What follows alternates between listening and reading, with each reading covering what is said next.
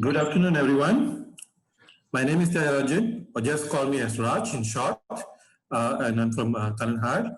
And first of all, I'd like to thank you, all the participants who registered for these programs. We have more than 100 over registration, despite this is being held on a Sunday, and it's very inspiring to see a lot of entrepreneurs, very enthusiastic to grow their business. And before we continue, I'd like to take this opportunity to thank a couple of people for putting a lot of effort to organize this Mr. Gopal and Mr. Guna, and also a lot of other people, and not forgetting the speakers. And so today we are going to talk about the opportunities in the lockdown economy. And the perspective on how international business can collaborate as a way to overcome post-COVID-19 challenges and forging the way forward in the new world economic order. Couple of ground rules. Okay, for the effectiveness of this talk, we are going to mute all the participants. Okay, and we are only going to kind of take the question through the chat function. Please be aware that this is being broadcast live through FaceTime Live, and therefore, please, if you have any question, please use the chat function to share your questions, and we will review and we will get the speakers to address the question at the end of the sessions. And after the three speakers shared their experiences and recommendations and Q&A, Mr. Guna will be facilitating a networking session at the end. Those who like to kind of stay back after 4 o'clock to promote your product and services, feel free to stay back after 4 o'clock, and Mr. Guna from Malaysia will be facilitating the sessions. Okay, now moving on for today's event, I feel very honored that I'm being invited to moderate these sessions. And we have three distinguished speakers who is going to share their expertise. The first one will be Mr. Chola Nachia, okay, President of Tamil Chamber of Commerce, and his topic is adapting to a new world and facing the challenges of the post-COVID-19 business landscape. And followed by Mr. Ravi, and he's going to address on opportunity in post-COVID-19 world through collaboration and connectivity. And the third speaker is Mr. Hari Krishnan Muthusamy from PIOs, Singapore, and his topic is the tools of transformation and growth in the new world economic order. Now I'd like to kind of introduce the first speaker, okay, Mr. Chola Nachia Rajasekar. Okay, and he's a president of the Tamil Chamber of Commerce. In a prominent leader and a businessman, Mr. Chola Nachia Rajasekar is actively involved in serving the business community through various trade and industry associations such as the Tamil Chamber of Commerce, Hindustan Chamber of Commerce, and Southern India Chamber of Commerce and Industry, among others. He's also sought after business thinker and speaker and served in various capacities in several organizations such as Advisory Board, member of Kamarajan Port Limited, trustee of Chennai Port Trust, life member of Institute of Directors, and many more. Without much delay, I would like to now invite Mr. Chola Nachia to share his presentation. Chola? Good afternoon to everybody, and my co-speakers, Mr. Hari and Ravi, and the organizer, Mr. Guna, Tyagarajan, and others involved in this task of conducting this meeting at the appropriate time. The COVID, actually, we from the mankind, the origination of mankind, we are fighting with the nature to make comfort of our life for our food, shelter, and clothes requirements, and further developments and comfort in lifestyle. Ultimately, the nature is the master, often like this epidemic and other issues, we are facing these situations. Now coming to this, adapting to a new world and facing the challenges of the post-COVID-19 business landscape. The COVID-19 pandemic has brought enormous personal, economic, and social damage. The new coronavirus is unpredictable and lethal, and it's like has not been seen in more than a century. Its effects are paradoxical. It has caused a supply shock and demand shock. The WTO organization estimated that about 13 to 35% of world trade will be affected by this, and the Chinese position as a manufacturing hub is going to be affected soon. And one of the Harvard business studies survey reveals that 13 to 32% of merchandise business is going to affected, and 30 to 40% decline in the direct investments, and 40 to 80% drop in international passengers, etc. The pandemic is primarily a public health care problem with immense immediate implications for business and for economic, fiscal, and monetary policy. The health threats could disappear within a matter of months, but they could persist for years also. But this virus is both accelerating powerful existing trends such as automation and inequality, and slamming the brakes on trends that had until very recently possessed tremendous momentum, such as globalization. The scope of the challenges with all the dimensions is as much philosophical and intellectual as it is physical and practical. Simply put, we are wondering how to go about restarting the economy, repairing what was broken, and preparing ourselves to cope up with a host of urgent social, environmental, and demographic and economic troubles. COVID-19 and the economy. First,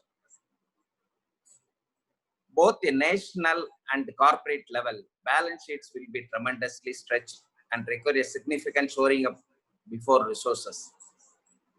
Second, small business will be even more significantly affected than larger ones by the policy decisions made.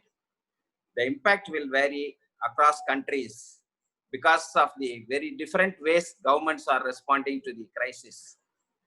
Across the world, however, most small business do not have the kinds of cash reserves larger companies have. Third, the different sectors of the economy and even individual business within the countries will get differently affected by the crisis. Platform companies, grocery stores, and pharmacies have for the most part done extremely well so far at this crisis, but many others, the airlines, hotels, hospitalities, business, travel, have a largely shut down. Finally, the unemployment has growth in many markets. In the US, more than 30 million people had filed for unemployment by the end of April. The International Labour Organization noted in its April 29 monitor of COVID-19 impacts on the world of work that almost 1.6 billion informal economic workers, representing most vulnerable in the labor market, out of a worldwide total of 2 billion and the global workforce of 3.3 billion have suffered massive damage to their capacity to earn a living. This figure represents both devastating human cost and additional burden on countries with already growing in fiscal challenges. For business, unemployment will affect the ability of the consumer base to buy goods or service, pay rents, and repay debts. The Global Risk Advisory Board of the World Economic Forum Global Risk Initiative looks beyond the current crisis to the potential challenges and opportunities in the post-COVID-19 world.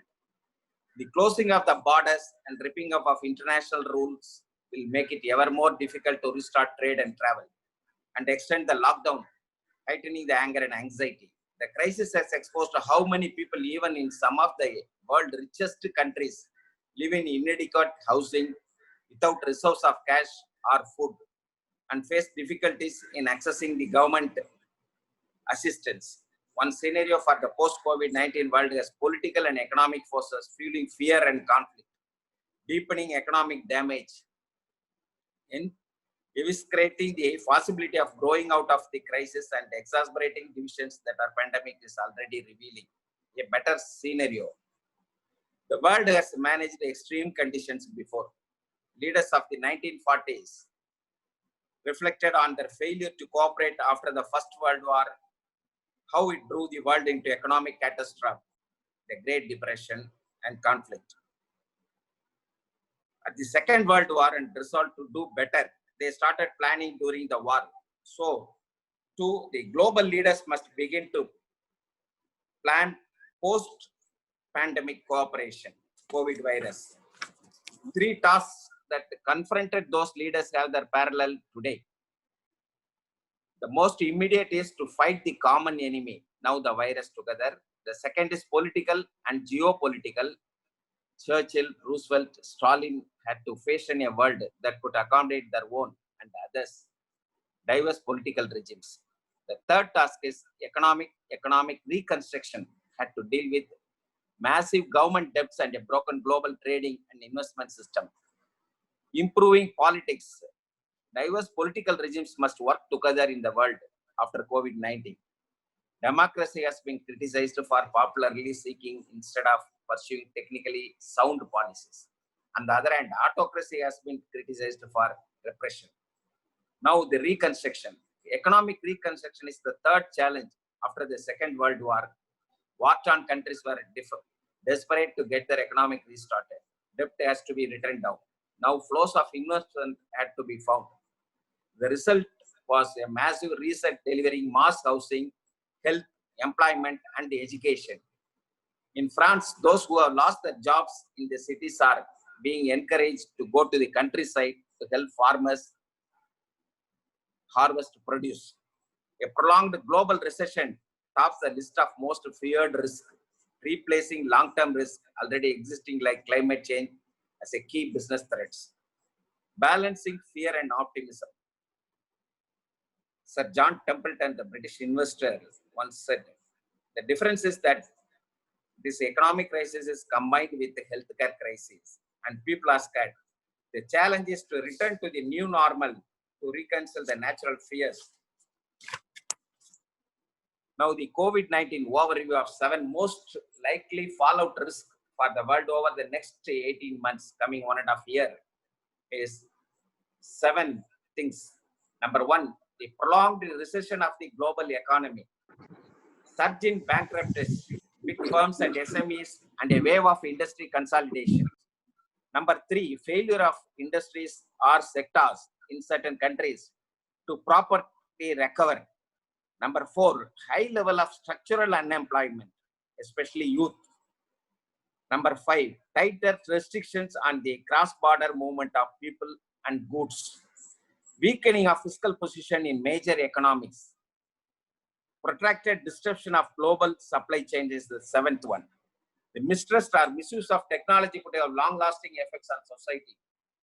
Technology is enabling the contact-free economy now due to this COVID through applications such as telemedicine, online retail, and social distancing, delivery methods such as click and collect. New business and employment opportunities are being created in these sectors. But a greater dependence on technology has also increased cyber security risks. Now the other things connected with, as COVID continues to disruption in livelihood of many entrepreneurs and small business owners has been threatened. According to a recent Goldman Sachs survey, 50% of business owners that were surveyed said they don't even have the facility or infrastructure to continue the business operation for more than 6 months at least. 5 things has to be now give most important. Number 1, taking action and moving forward. Entrepreneurs find themselves dealing with analysis and paralysis situation. The inability to make decisions. Delaying decisions will only lead to more problems. As Jeff Boss wrote in Forbes article, in the military, it doesn't matter in which directions you choose to move. when under a marcher attack, just so long as you move. Decisions are never final for the simple fact that change is inevitable. Break down what you need to do in smaller steps and then attend to issues based on the level of urgency. Once you start taking proactive measures, you will feel more in control and more confident in your ability to navigate oncoming trials and tribulation in the business and trade industry. Number two, keeping up with the legislation. The business landscape is changing at a rapid pace. It seems like the government releases new regulation that affect business owners almost every day on different governments, different nations. Number three, finding balance and achieving a healthy mindset. Fear, anxiety, hopelessness, we are all experiencing a lot of intense emotions during these ever-evolving times, and the entrepreneurs are no exception. To make it worse, there is an additional level of stress as they try to do best to their employees and the customers. That is why it is imperative that the entrepreneurs carve out time to change and take care of themselves. Whether that be going for a walk, spending time with your family, or enjoying a long luxurious, the more you are able to find inner calm during this crisis, the better able you are to make decisions and lead your business and tackle the COVID virus situation, crisis, and problems in your trade and industry business angle. Number four, dealing with information overload. It seems like every minute we are inundated with relentless and flood of information about the COVID and after effect and the impact on the trade and business and the industries. Continuously exposing yourself to upsetting news will only heighten anxiety. Make it a point to check periodically and take decision accordingly to the time and situation connected with your local issues. Number five, selecting the right focus. Business owners are dealing with a million concerns right now, and it's difficult to know where to prioritize time and resources. One way to choose to consider what is truly important to your business. For most of us, that is our people, employees, customers, vendors, partners. The scale of this crisis is unprecedented, but there is a silver lining. Eventually, we will come out on the other side of this pandemic with greater sense of personal empowerment and increased connections to our community, all of which will be advantage for our business in the future. A post-COVID-19 outlook, the future of supply chain. For months prior, the trade tensions had been mounting due to escalating tariff war between Washington and Beijing. As a result, the change that had already begun towards more flexibility and multi-level sourcing. The multi-level sourcing is the first change that is going to happen because of COVID virus. Over the next 2 years, we can expect to see board of overall of supply chain infrastructure and a new order based on three more key dimensions, from globalization and regionalization to regionalization. The change of globalization to regionalization. Logistics hub will be re-emerged at the regional level to eliminate single source of dependencies like China manufacturing hub and to establish a flexible and adaptable supply chain.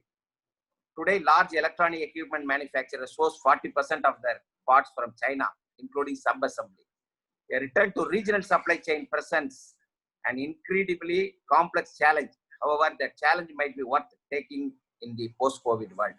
We have seen the impact of global sourcing in the pharmaceutical industry in Europe, which has imported 80% of active components for its drug supply from China and India.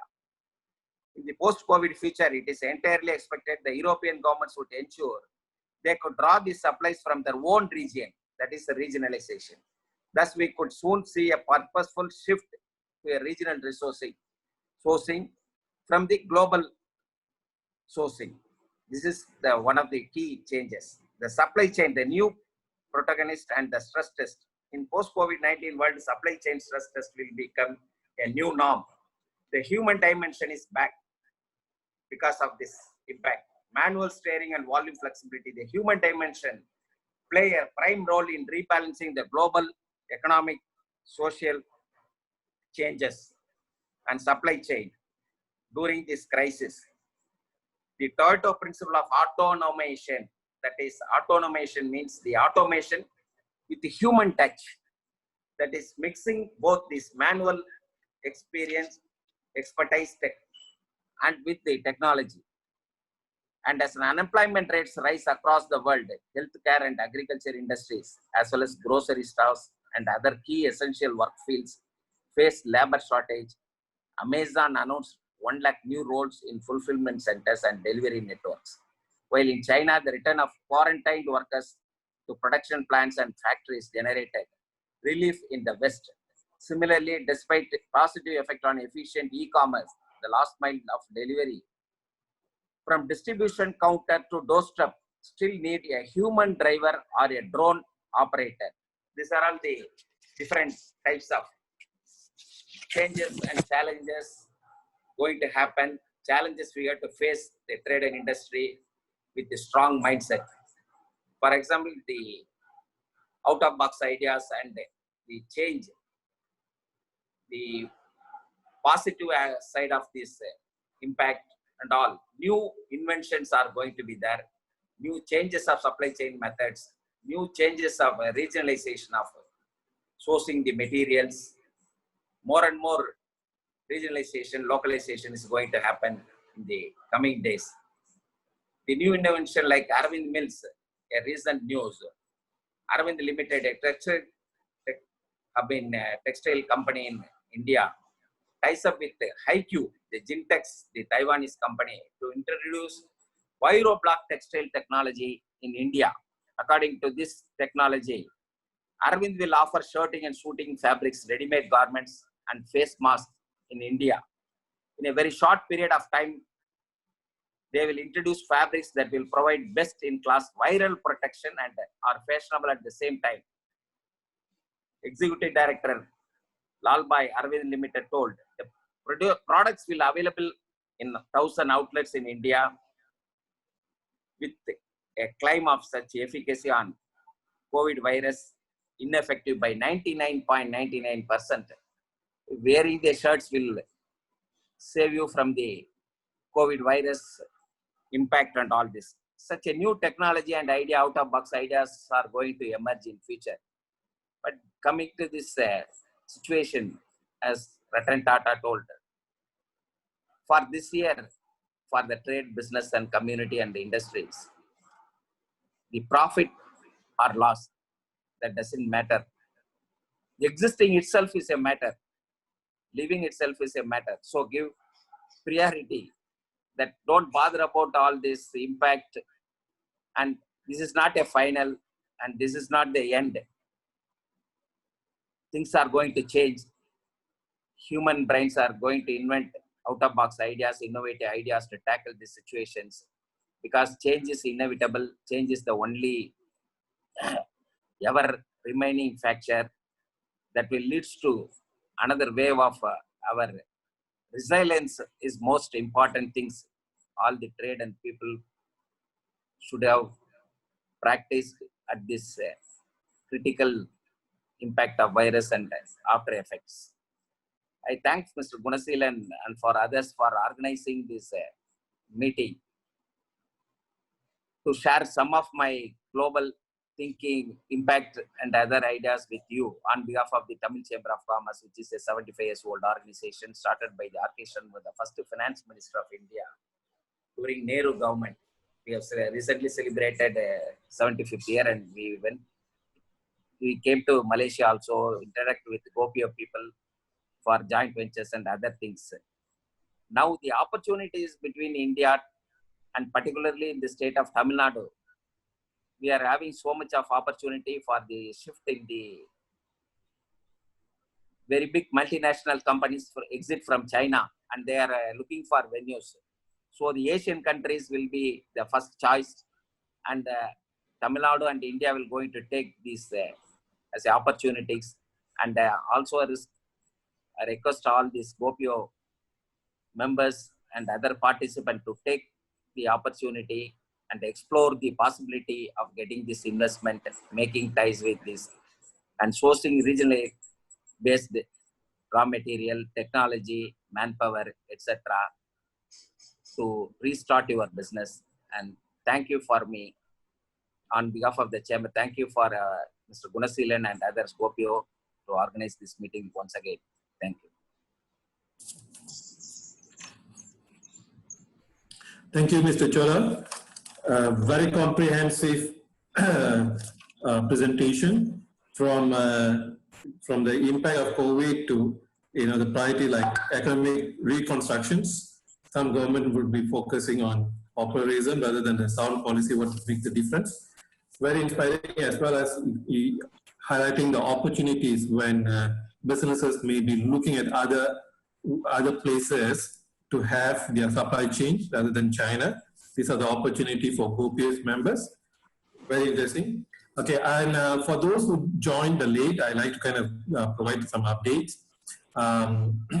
We will be taking the questions at the end of the three speakers. So please use the chat function to raise your question or to post your questions. And I also like to say thank all those participants. As of now, I can see from Zoom, we have about 87, and we are also live on Face Live. Okay, so very inspiring. I just like to, to get a quick feedback from the participants. Use the chat function to say which country are you from. Okay, if you're from, we know that people from Malaysia, so please do not. If you're from Malaysia, you don't have to kind of use the chat function. Singapore, same. We know that there are also people from Singapore and also from Indonesia. If you're from any other than these three countries, can you use the chat function to just highlight that you are here in this presence, listening to these presentations.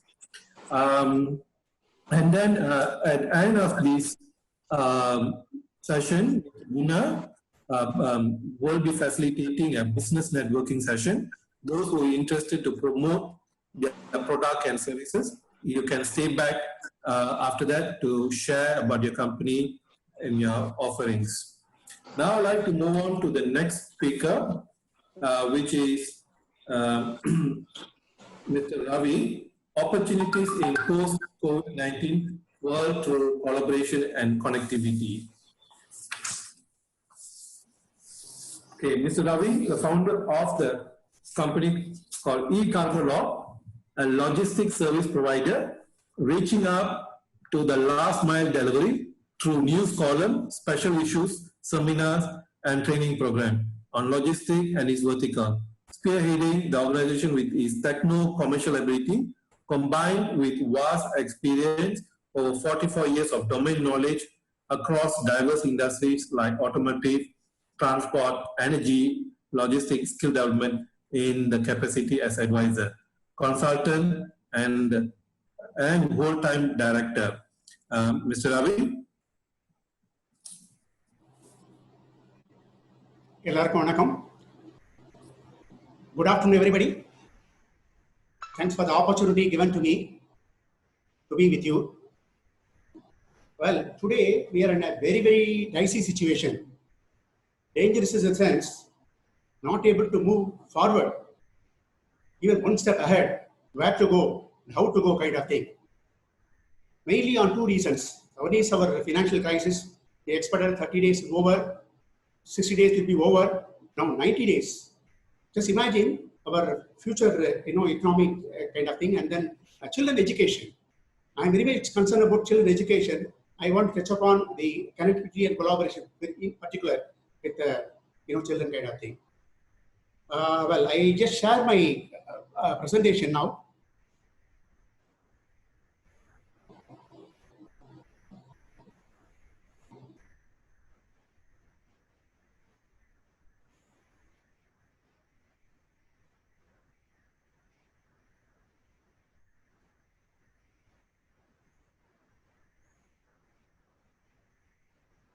Hope it's clear.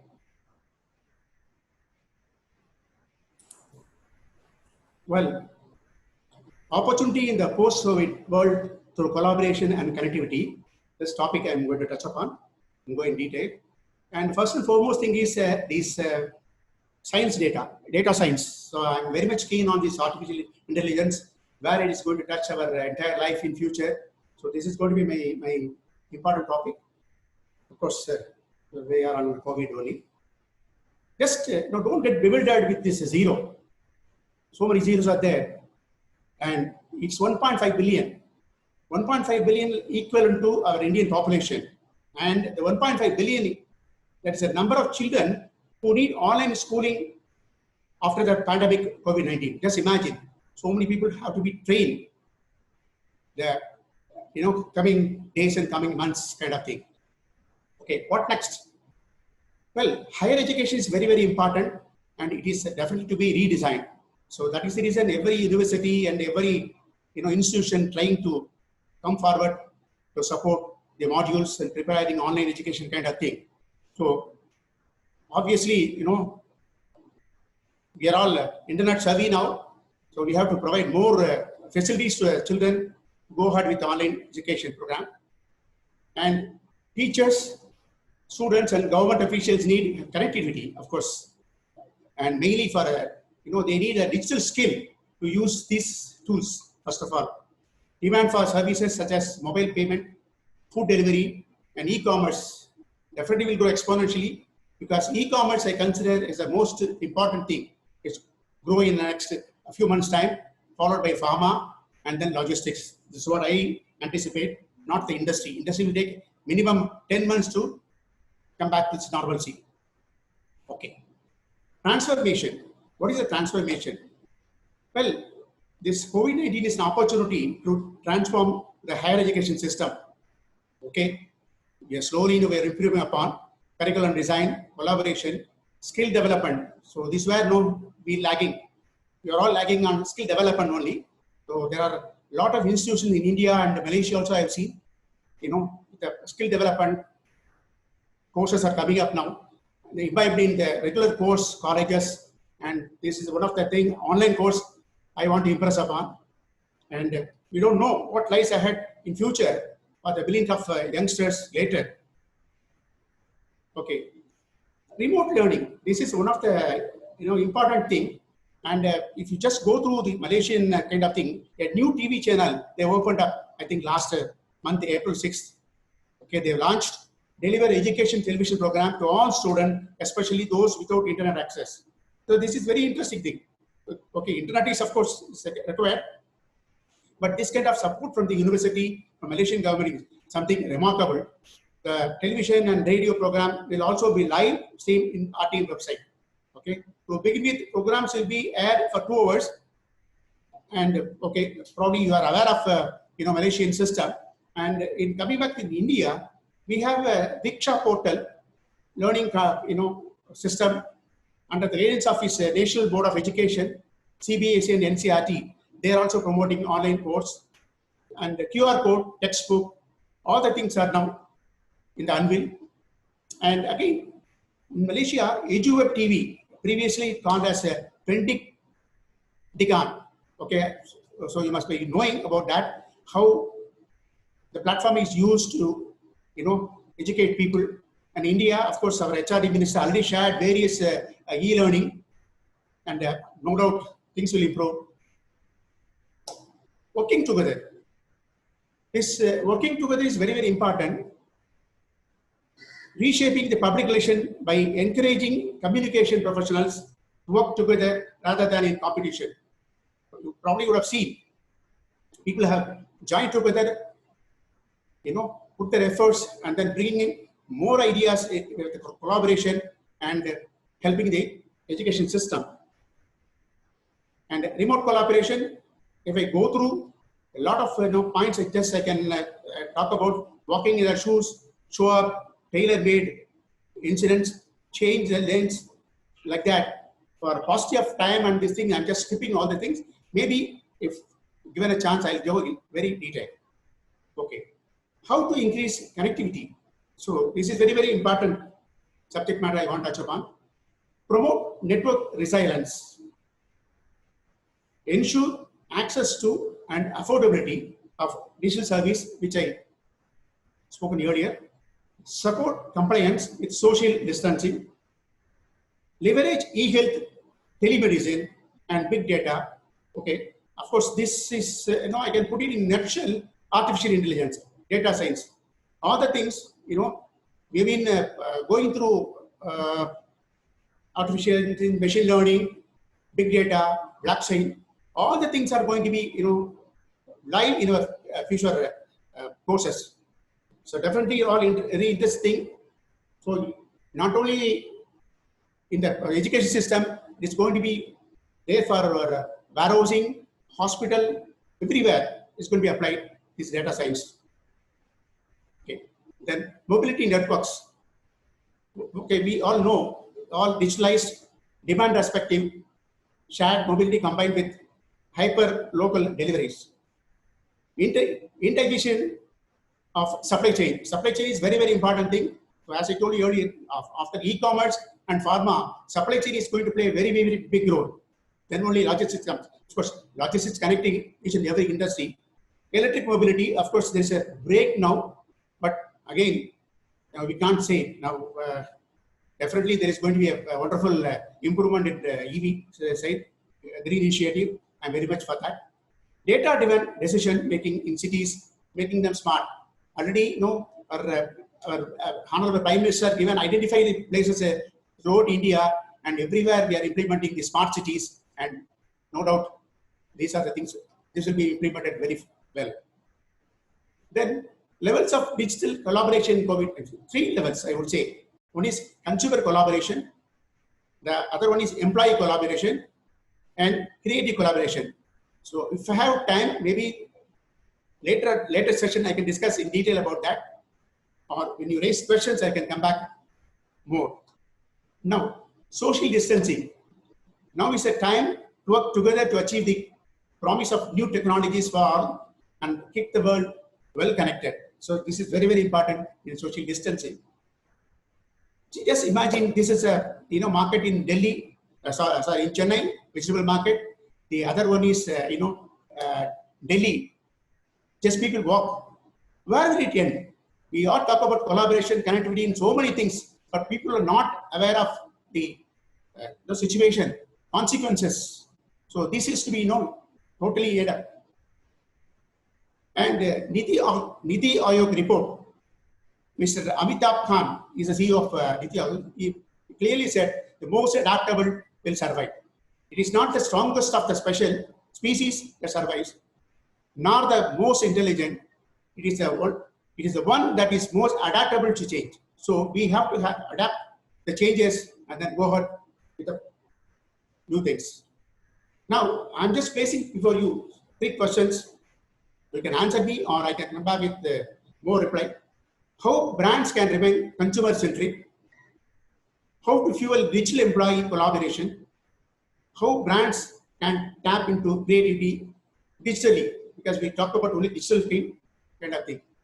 So thank you very much. And I have a couple of videos to play. And if time is there, probably I will play and then show you the artificial intelligence and various things. Thank you.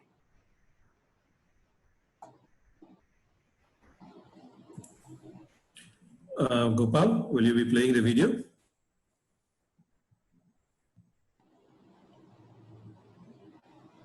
No.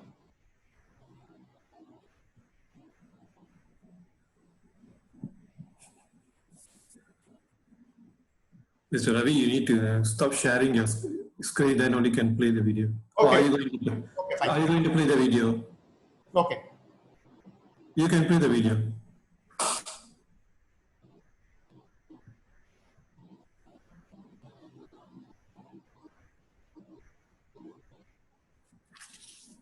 Want me to play?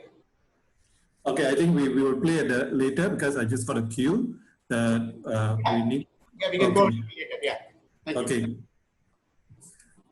Thank you, Mr. Ravi. There are questions, but let's take the question at the end of the sessions. Okay. Thank you for sharing the opportunities. Okay, that we can collaborate. I like to pose the questions to the participants. How many of you are actually doing business internationally? Just type Y on the chat functions so that we know that you are already playing in the international level. And my second question to all the participants is, how many of you are looking at the possibility to collaborate? Let's answer the first one first, then I'll pose the second questions. Okay.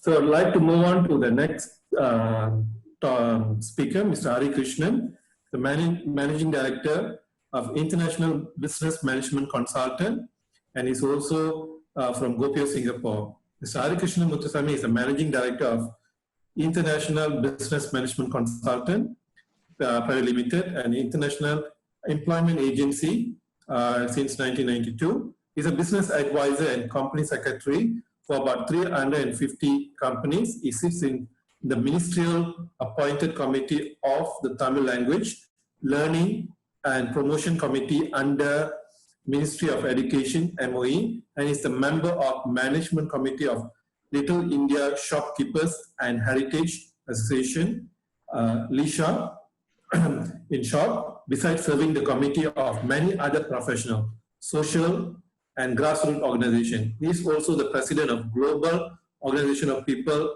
of Indian Origin for Singapore chapter since 2017, and the Tamil Language and Cultural Society since 1998. Mr. Hari, over to you. Thank you for your introduction. A very good afternoon. Ellarukum vanakkam.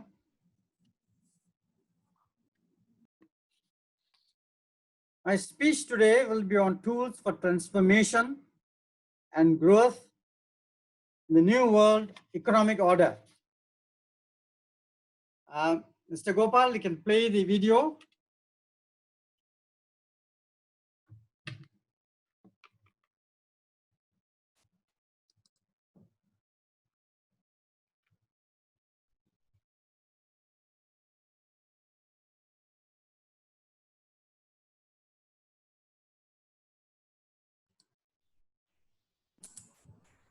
Mr. Gopal, there's no sound.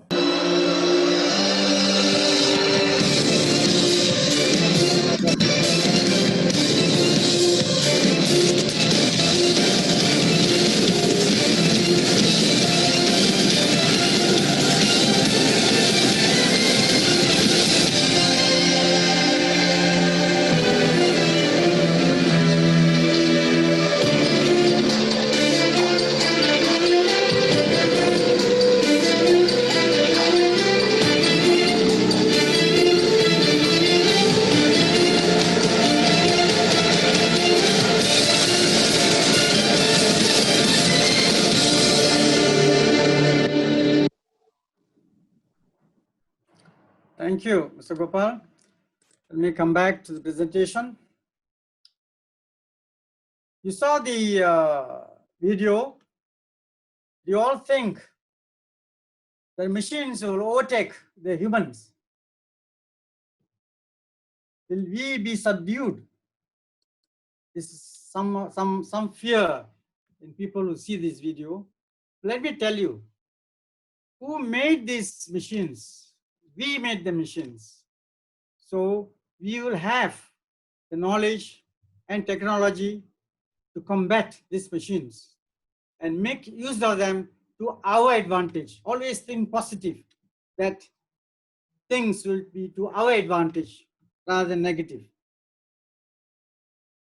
Given the 20 minutes of time, I'll try my best to discuss with you a few major issues concerned. Epidemic or pandemic is not new to us.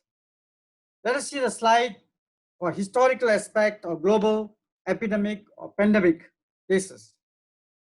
Now, if you look at the slide, when I did the research, there are 15 pages full of details about the various kinds of viruses that took place in the various centuries.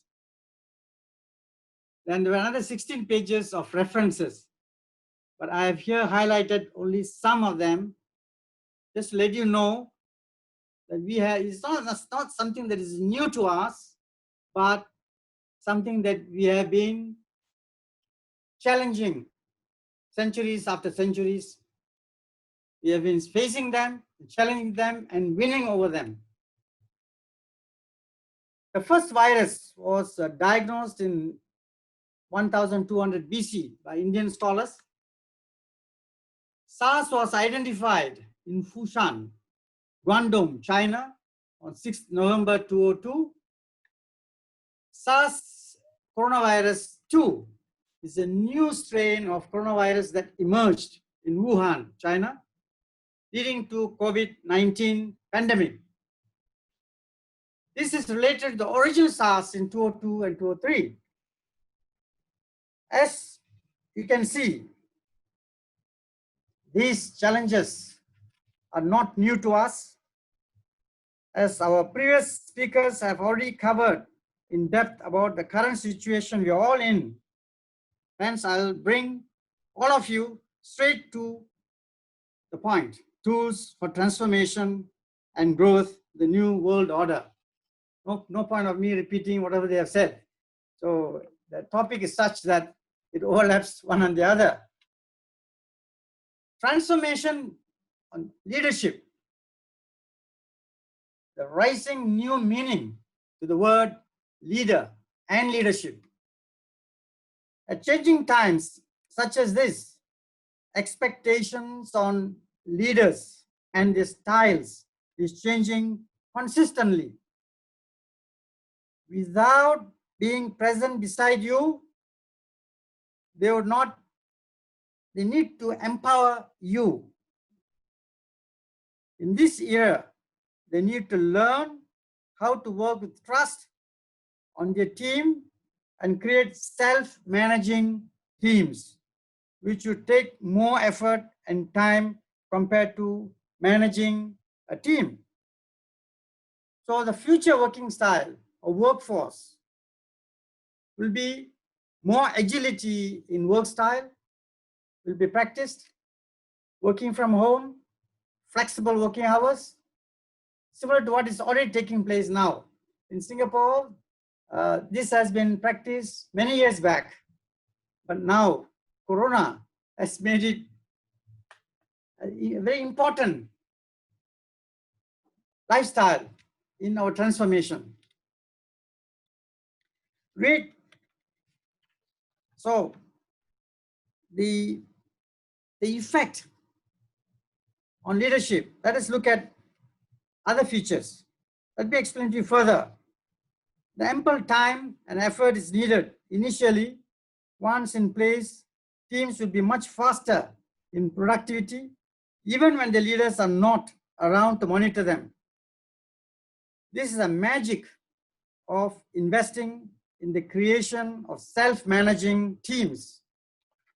And hence, the increase in agile processes across the globe in the recent times.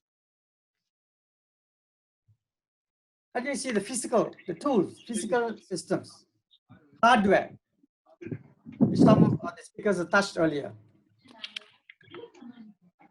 As our leadership and working styles have changed, we need to seek better tools and could facilitate our new working styles. Hardware, better models, laptops, iPads, smartphones, and other working equipments that has provided high performance. The productivity has increased substantially due to the inventions of new hardware and the production level of this hardware, the performances of this hardware. Look at the software for facilitation of remote teams and expeditious work process. Now, during this COVID period, we see how the way we are conducting the meeting today is done by internet, Zoom, or web seminars. Many other programs are run through the Zoom and similar programs on the internet. People complain, oh, there's a security issue, cyber security, other related security issues. Let me tell you, Apple was hacked, cryptocurrency was hacked, Zoom got hacked, as well as the Singapore government health database, where hackers got access to 1.5 million people's data. Oh, that's atrocious. Just imagine your personal data, somebody's having it, and they'll know exactly what's your problem. Therefore, just these equipments, the processors, the systems, all are created for commercial purposes and industrial purposes. But when individuals started using it, they did not take real care in utilizing them. Some of them putting passwords like 123. What's their password like? So this allows infiltrators to come in. So they have to add multi-layer systems in all these softwares. So when you have many more layers, the software becomes more secure. When lesser layers, the software becomes more prone to hackers. Another factor we have to look into is, the hackers, which you all know. Willing and determined hacker with the right resources will be able to hack into any system.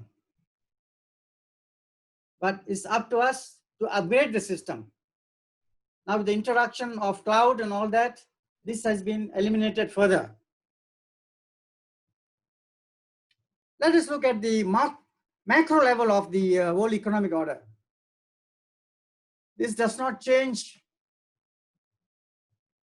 many aspects of our human life, but how does our changing work styles impact the new world economic order? Nowadays, especially during the pandemic, we are left with not much choices and are pushed further into working with teams remotely positioned, hence leading to an increase in the usage of daily communication tools such as Zoom, Ring Central, Google Team, Hangout, Slack, etc. People like me, I'm 71 years old, and when this issue of virus came in, I'm technologically out. So I have to learn from my younger employees. But during the time, within the last 6 months, I found that by learning these skills in IT, I'm able to run my own Zoom programs, conversations with my clients, which increased productivity. So instead of sitting at home and thinking what to do next, or watching TV or sleeping, we go into improving our skills of technology and many other skills which we are lack of. So I have took up a course during the last 2 months, and again I'm taking another course next month. This is done while at home. This is possible because of the new working styles and the impact on each and every individual. What this leads to? Usage of more communications tools. This led to reduction of non-leisure travelers, hence leading to the suffering of travel and hospitality industries. As business people, when we use Zoom and communicate worldwide with our clients, what happens? We travel less, so the airline industry is affected. If airline industry is affected, what happens?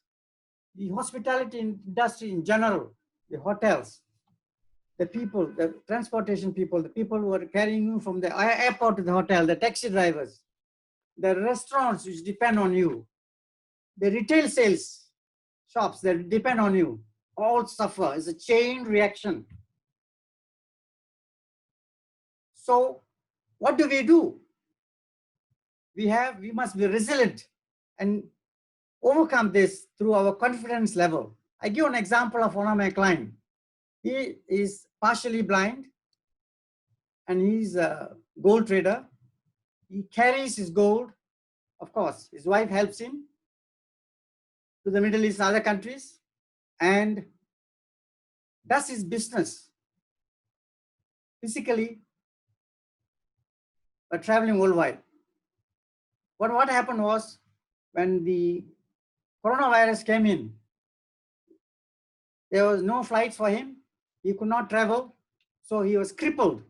And all his employees were so fearful of losing their jobs.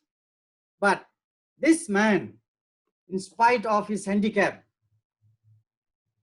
he thought, why do I sit down and cry at home? Let me see what else I can do. So immediately he thought of new ways of doing, new methods of selling his product. And I'm very sure he'll be successful the next few months. So therefore, what we need is confidence level. Business community needs confidence level to move forward and improve their skills. The workforce need to improve their skills. When you say skills, what kind of skills? Skills that which they're going to face in future, which they need in future usage. And many skills, maybe many businesses will be closed because of the changes in the skills and technology. So taking example of the artificial intelligence we saw in the first video, have taken over multiple industries that has created a domino effect in our current economic order. Let us look at some of them. Hospitality industry, as I told you, restaurants, hotels, casinos, amusement parks, even cruises, entertainment, etc. All the tourism related services from airline down. Nowadays, when you go to a restaurant, they give you an iPad, you just select what you want. And in order to place the order, within a short while, your food is presented to you on your table. You don't need a waiter to place your orders. So every level of our lifestyle is changing and moving fast and reducing our cost and time. Technological advancement in marine building and industrial and related to industrial robotics. Robots have today replaced humans in so many ways. Some of the industries affected are like motor car industries. Now 80% of the motor car industry is handled by robots. Robotics plays a major part in not only in industrial, but also in building as well as marine sectors. Our traffic policemen today will be, we may be surprised, they'll be replaced by these robots in time to come. So if you look at our Singapore airport, you can see how the traffic is being controlled by these robots. The oil and gas industry is again, an oil price has gone to $30. So just imagine, no time that the price of oil has gone to that level. So these industries will be replaced by more affordable sources like renewable energy, solar panels, which are being introduced to generate energy. A few years back, it was expensive, but it's becoming cheaper and cheaper. So in future, I do not know whether oil will be necessary. Health industry, hospitals, the doctors, a lot of complaints on doctors nowadays that because of fatigue and their skills, lack of their certain skills at certain levels. But the robots nowadays are able to operate certain processes and surgery and other medical performances in surgery very accurately without making much mistakes. So every industry, health industry, hospitals, doctors are all affected. What they must do, they must go into the next level of training these robots for better skills. So teach the robots something different. So the doctors must again go back and learn. Research and development is moving very fast. And I hope we'll get a remedy very soon for this coronavirus.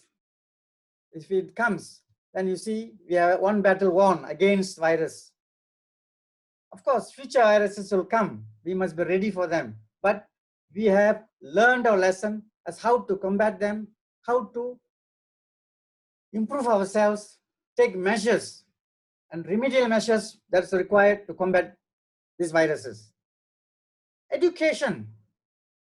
Today, 10,000 teachers will be replaced by 1,000 teachers. So what happens? This 1,000 teachers will be able to teach students many, many times more than the 10,000 teachers who taught students. This is possible because of the online teaching and learning process and training. The last several months during the COVID period, we saw how training was conducted online. Including myself, we benefited in this training and learning process. I'm quite sure many of the participants today would have benefited from this online learning and training process. And this has to continue, and this will be the norm in future. Logistics for all the above industries were mentioned, processing, warehousing, transportation, whatever. Logistics issues of all the industries, again, are being transformed into high tech. So we have to move on with all these industries using less manpower. The people will have a fear. What happened? What will happen to all the people who lost their jobs? Do not fear. Earlier days, when something new came up, they say, oh, when IT came up, they say, oh, all the people are going to lose their job.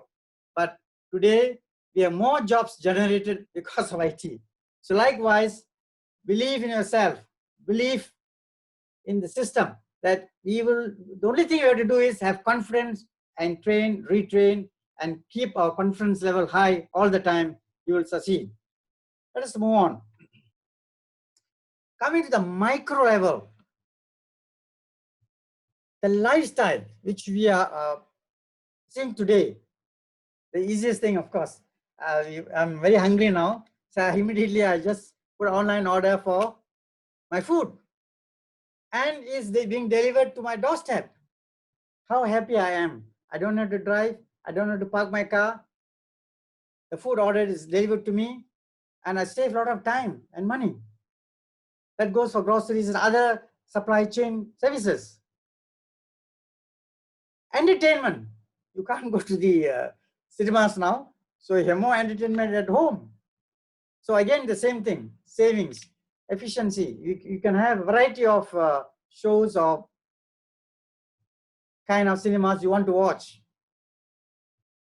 Working from home has become a norm. It will not go back. In Singapore, they started many years back, but recently it has become a norm, and in future it will continue to be a norm. There's no turning back. Coming to the family roles of family members, changing roles of family members. Wives are working, husbands are working. Wives work at home and look after the children and the household chores.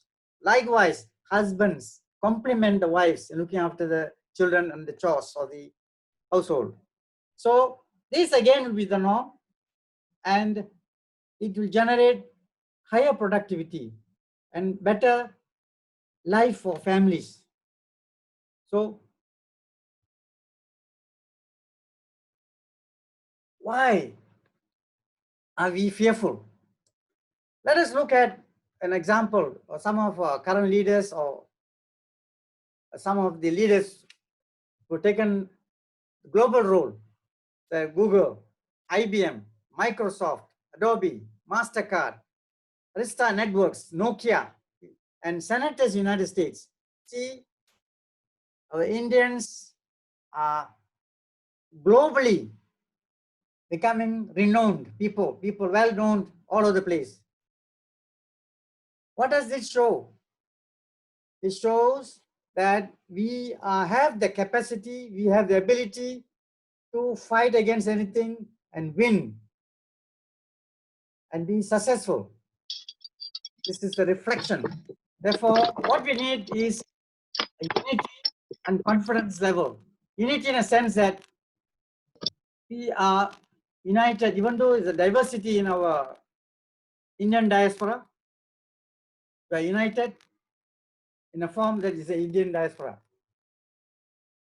The issue we all have to learn is think less of our racial division, think less of our religious division, think that we are one community, one family in the Indian diaspora, and have the confidence we will be the global leaders of tomorrow. Examples you see.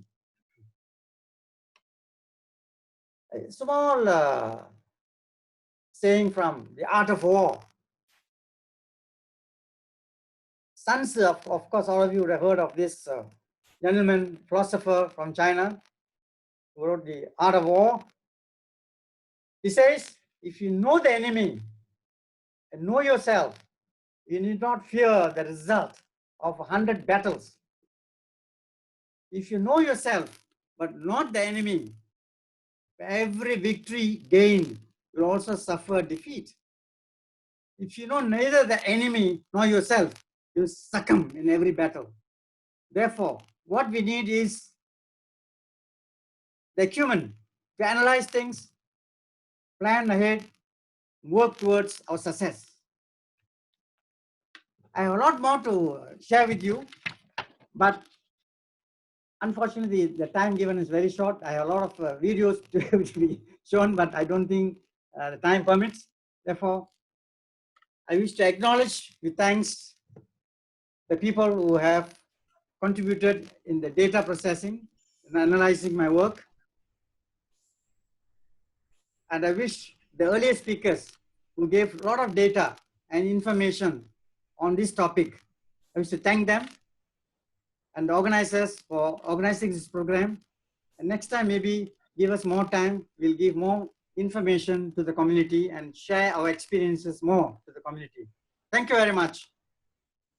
Thank you, Mr. Hari. Very insightful. Okay, now I'd like to move on to the Q&A. There are already a couple of questions. So the first question is, I believe, is for Mr. Hari. Sorry, not Mr. Hari, Mr. Ravi. Mr. Ravi, the question is about, you mentioned about 3 types of digital collaboration. There is a question, you'd like to know can you elaborate what is the 3 type of digital collaboration? The employee and all that, the brand collaboration.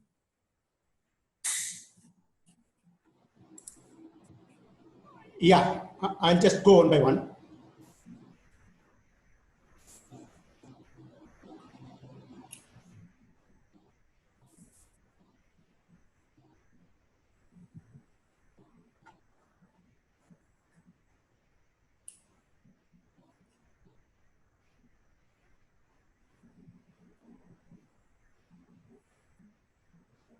Well, one is about consumer collaboration, right?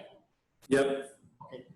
With people being confined at home, cravings for connection, communication, and information are bigger than ever. Okay. So during this time of physical distance, there is a strong reliance of technology for anyone to survive in these uncharted waters. So this is what I meant in consumer collaboration. The same goes for business, in fact. As brands and marketeers are challenged to keep the connection in place, not only with the consumers, but also with the colleague and other stakeholders, going digital is no longer optional in order to survive and perhaps even thrive in these uncertain times. People and brands need to keep in touch.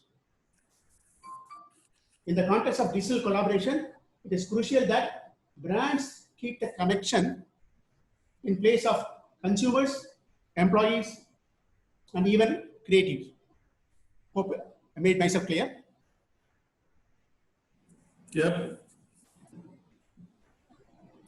Moving on to the next question is question from Mr. Sarat. What governments plan in generating dollars when developed countries restrict their imports? So that was the first question. Okay, second question, how software export going to evolve going forward? Third, will there be impact for abroad job opportunities? So I think the first question, Mr. Chola, are you able to share your opinion?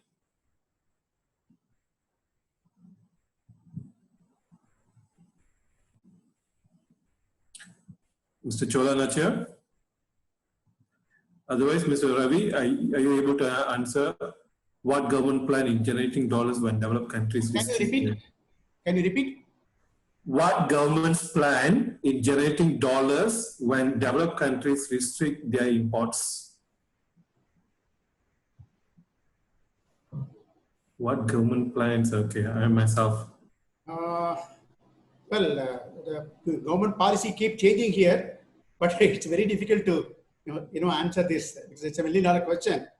So, well, we have to just see how it goes by the next 45 days or so. Yeah. Yeah, that's good. I think I'm going to skip number 2. How is software export going to evolve going forward?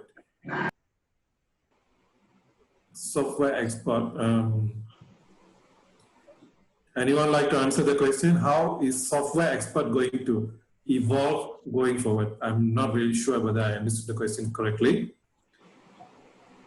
Moving to the third question, will there be impact for abroad job opportunities? Mr. Hari, because you're in employment opportunities, would you like to answer that? Or I can share my views. Opportunities are always there if you have that caliber. So even though countries are now looking inwards after the clash between China and US, even countries like India who promoted going outward, now they're looking inwards. Hello? Yep. So jobs going abroad and obtaining jobs may not be as easy as before. But you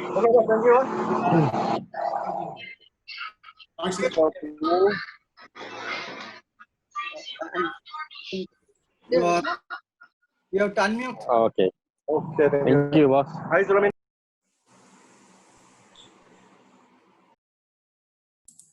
Again. Okay, thank you. Mr. Ganesh, are you able to mute yourself or you post your question here?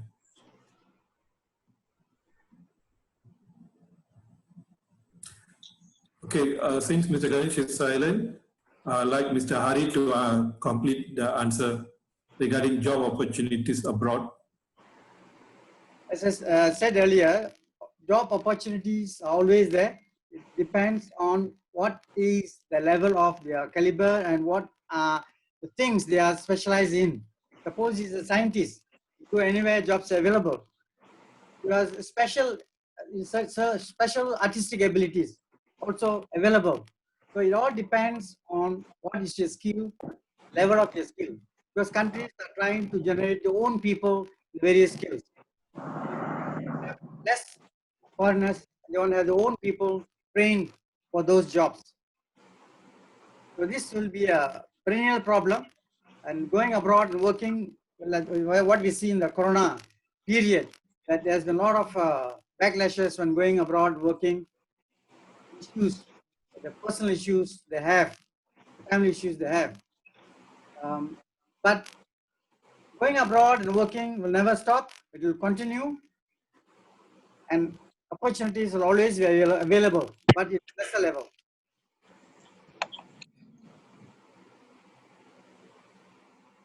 I hope I answered the question.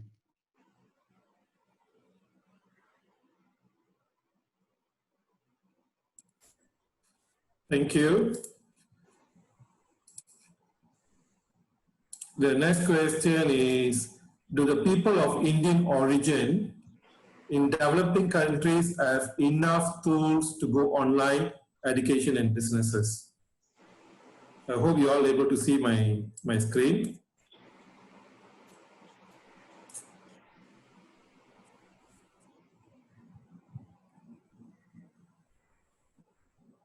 Mr. Chola, would you like to try to answer the question? Which one, sir? Do the people of Indian origin, are you able to see my screen? Do the people of Indian origins in developing countries have enough tools to go online, education and businesses? Opportunity for Indian people. Not opportunity. The question is whether they have enough tools to go for online education and businesses. In India? Any countries, developing countries. Oh, developing countries. India, as far as India concerned, we are having expertise in technology of internet and IoT, other software already existing. That is why the US market and everything is our people are working. Other developing countries have to take extra measures to tackle these situations. The universities and other educational should develop digitally to make people more competitive and more intelligent and adaptable. Adaptability is more one more requirement here. And developing countries have the basic facilities. They have to improve this for further due to this crisis and other changing world situations. India is having enough these tools for getting these opportunities.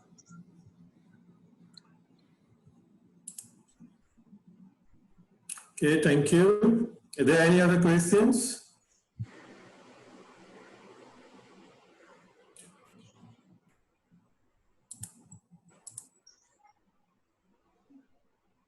Can I add on one point to this? Yes, please. The PIOs are in so many countries, 200 over countries, but the question is more specifically to the developing countries. Say for example, Myanmar. So the people are eager, they have the ability, they don't have the funds to buy the resources. So PIOs worldwide can give them a lending hand, by which they will be willing to come up and learn all these resources, skills needed. So enough tools to go online. That means for your computers, etc. What they need is money and some help from outside. But there's so much of desire to learn. So in one case, we are giving them computers, a lot of computers, laptops to start classes. So likewise, if many other PIOs overseas come and provide those facilities to them, they will be able to develop, and people of Indian origin worldwide will become successful. So we must help each other.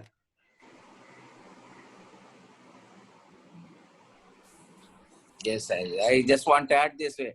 The Indian people who are having expertise have the opportunity to train these people in other developing countries, sir. This is also a chance, sir.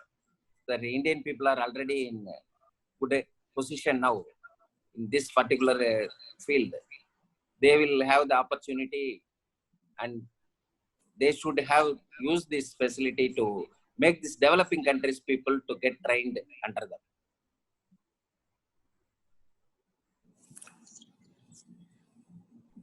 Thank you all. Any other questions? Okay, while waiting for the question, I just from India. Can you hear me? I'm Prabhu from India. Yes, Tamil Prabhu. Nadu. I have one general question that there was one message being given that the globalization will become a regionalization. Yes. So if that happens, how the costing will be generally be planned when we rely on different countries as the meeting said, the 40% of the products we are dependent on China. How that is in terms of getting the raw materials from different sources. Costing will be planned on the high level if you would be able to touch base on. Okay, Mr. Chola, would you like to answer the question? Yes, sir. Actually, necessity create invention, people will say. Like that, the regionalized sourcing is going to be for in future stand. The Chinese, 1/3 of the intermediary materials are supplied by them, and recently in Wuhan closed down the US market more than 60% of monitors, TV sets are reduced imports. 60%, almost nearly two-third of these imports. In that situation, people will go for regional sourcing only. Regionalization of a business will take place again. We have to improve the quality, and the price consideration is the most important thing for going for China. That one aspect is going to change now. People won't rely only for cheap cost and labor, because already labor issues are there in China even before the coronavirus. Already people are want to shift their production facility to other countries. But unfortunately, this COVID happened and it is come into life more than that, larger than life size. But the source of material in the hub like China and other depends on the price. This factor is going to change. People will not in future give only top priority for cheap procurement. They will give the quality and regional sourcing most important. That is the thing going to happen. We have to cope up with the situations and we have to improve our productivity capacity, because the regionalization is going to happen definitely. The one important key point is the price. We give more importance to the price. Now the factor is going to change. That is the ultimate change going to happen. We have to use this opportunity.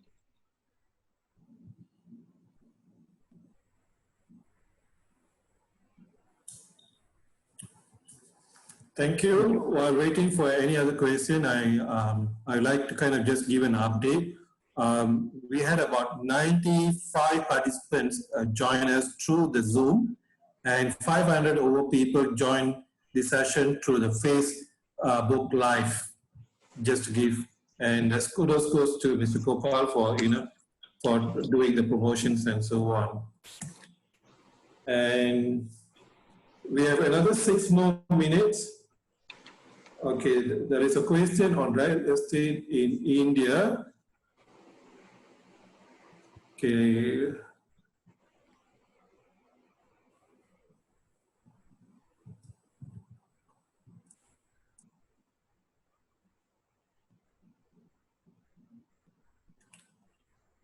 Okay, Gopal, are you kind of able to share what is the question?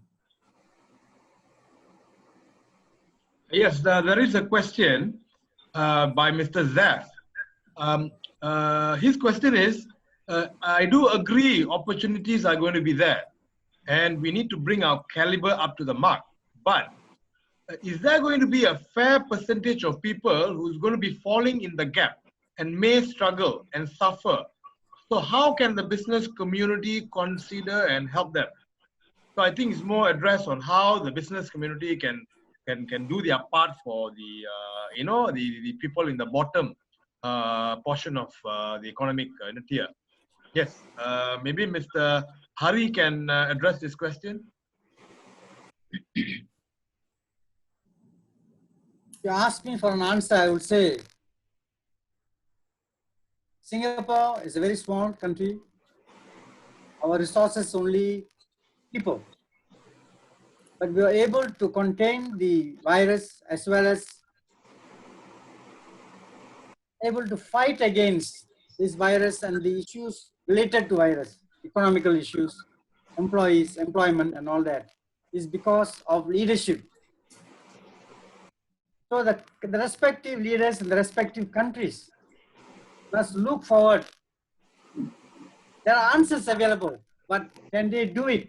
You can have everything in place, but if the people don't have the willingness to do it, the political belief and the willingness and the leadership abilities to carry on with things, it can be done. It's whether the willingness is there. I also would like to invite Mr. Guna to share his views on this topic, because Gopio, Malaysia has been very actively involved in helping out this group of people, among the bottom tier with a lot of service activity. Maybe Mr. Guna, you can share your perspective on what can the business community do to help the challenging, the the bottom portion of the society, the one that were suffering the most. Good evening. Yeah, I'd like to share with what Mr. Hari said just now. We will, as a PIO community, we'll try to pool our resources. We have our brothers and sisters from India also to give a helping hand. Like Mr. Chola said, India is well equipped in terms of resources in IT and so on. Let us pool network with them, see how we could channel the resources, the IT, our software and hardware to those underprivileged, in countries like, of course, Malaysia not that bad, but still there are many Indian children are also having tough time. We need to look into countries like Indonesia, Myanmar, especially, and then maybe Sri Lanka. See how we could help. This is a very challenging effort, but it is a very worthwhile effort. Mr. Hari has pointed out earlier also, it needs a pool of people so that we can come up with a good plan and to work regionally and as well as globally. Let us plan and we will execute in near future. Thank you.